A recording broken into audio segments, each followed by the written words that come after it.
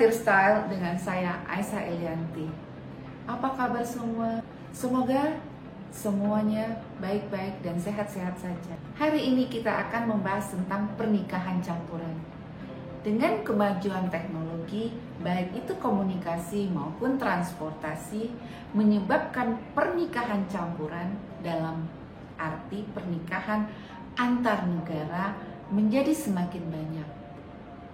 Banyak yang berakhir bahagia, tetapi tidak jarang yang berakhir dengan air mata. Apa saja yang harus kita perhatikan sebelum menjalani pernikahan campuran? Simak video saya berikut ini.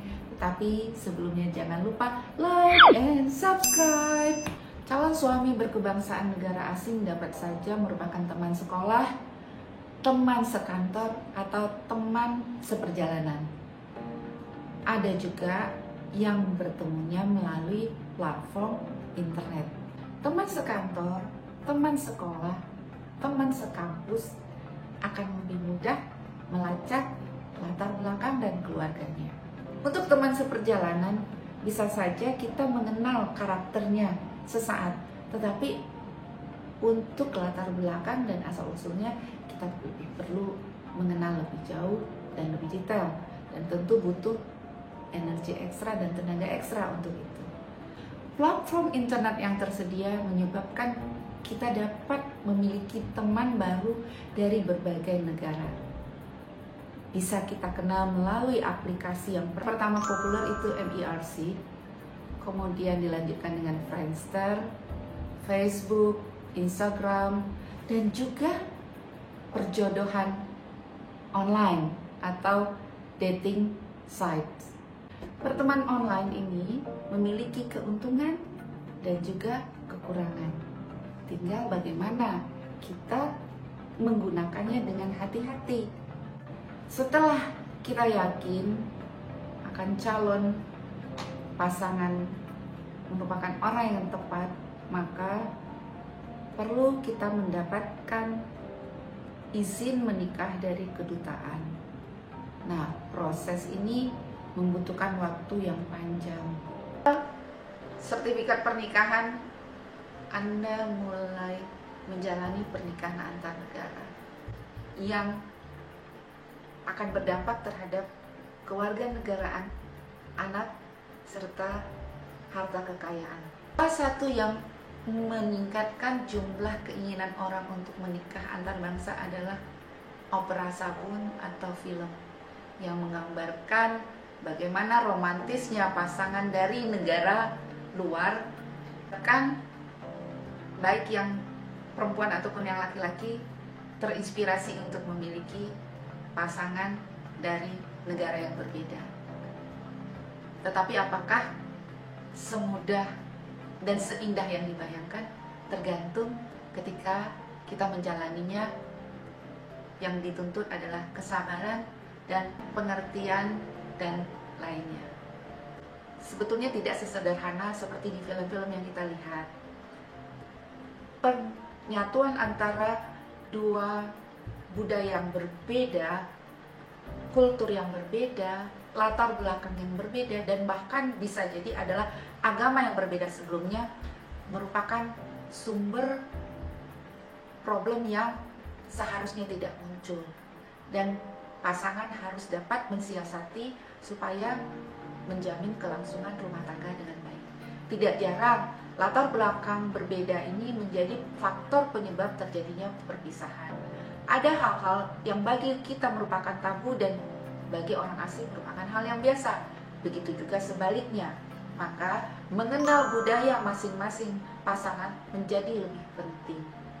Pernikahan bisa saja Anda pergi ke luar negeri mengikuti pasangan atau pasangan tinggal di Indonesia. Jika pasangan Anda tinggal di Indonesia, pasangan Anda dapat menggunakan visa kunjungan wisata yang berlaku selama 30 hari dan setelah itu dapat diperpanjang di kantor imigrasi setempat. Namun untuk tinggal lebih lama dan menetap di Indonesia, maka perlu diurus kartu izin tinggal terbatas maupun kartu izin tinggal tetap di kantor imigrasi setempat. Maka silakan cek persyaratan terbaru dari kantor imigrasi. Bagaimana dengan jika Anda yang diminta untuk mengikuti pasangan yang berada di luar negeri? Perlu lebih teliti mengkaji bagaimana aturan-aturan setiap negara sebagai pasangan. Hati-hati sekali jika Anda ke sana sebaiknya menggunakan visa sebagai istri atau suami.